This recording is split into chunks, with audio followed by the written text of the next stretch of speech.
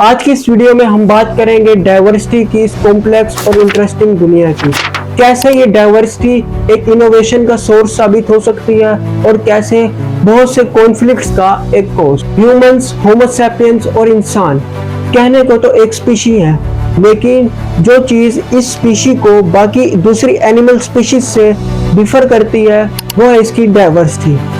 Humans जो कि इतनी डाइवर्स स्पीशी है और इनमें लैंग्वेज, कल्चर, रीजन, रिलीजन में बहुत सी डाइवर्सिटी पाई जाती है, लेकिन इस डाइवर्सिटी की वजह से ह्यूमंस में बहुत से कॉन्फ्लिक्ट्स चल रहे हैं। जैसे कि मिडल ईस्ट में इजराइल पैलेस्टीन वाला इशू, जिसकी वजह रीजनल और रिलीजियस डाइवर्सिटी है।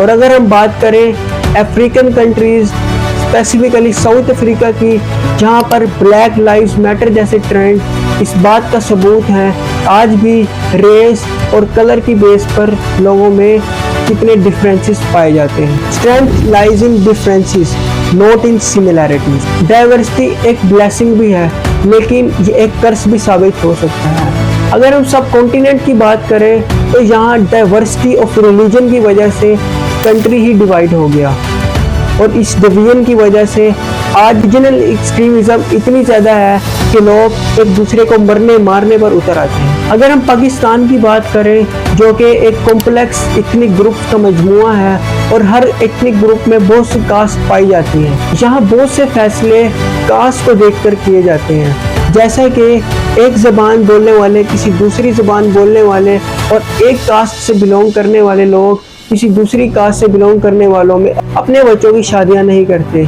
जैसे कि सैयद लोगों में शादियां करते हैं और पठान्स में, इसी तरह राजपूत में। और अगर रिलीजियस डाइवर्सिटी की बात की जाए तो एक रिलीजियस सेक्शन से बिलोंग करने वाले लोग दूसरे रिलीजियस सेक्शन से बिलोंग करने वाले लोगों में अपने बच्चों की शादी नहीं करते।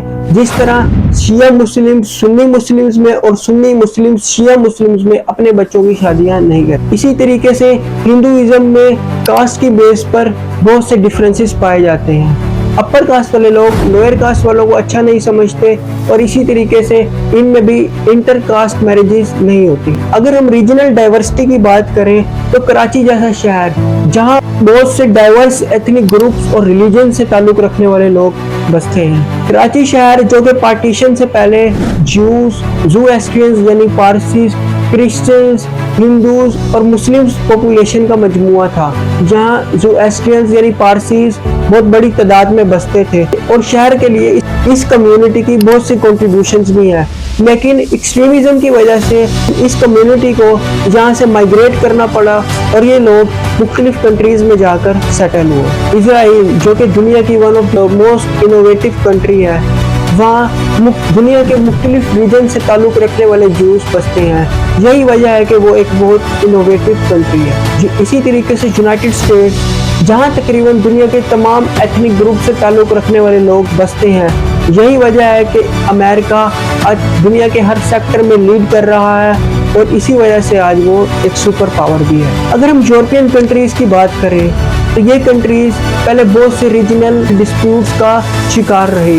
वर्ल्ड वार्स का आगाज भी इसी रीजन से हुआ, लेकिन इन लोगों को भी समझ आ गई कि डिफरेंसेस और लड़ाई में कुछ नहीं रखा और इन्होंने एक यूरोपियन यूनियन कायम किया और डाइवर्स नेशंस के लोग एक बैनर तले इकट्ठे हुए और आज ये दुनिया का मोस्ट डेवलप्ड रीजन है। हमें भी चाहिए कि हम इन डिफरेंसेस को भुलाकर मिलजुल कर रहें और मुख्तलिफ ओपिनियंस, इथनिक ग्रुप्स, रिलीजन की बेस पर लोगों को जज ना किया जाए। ह्यूमैनिटी को प्रायोरिटाइज करते हुए सब लोगों को बराबर ट्रीट किया जाए और एक पुरसुकून मुआशरा कायम किया जाए, तभी हमारी कंट्री और हमारा रीजन प्रोस्पेरिटी की तरफ गामजन होगा।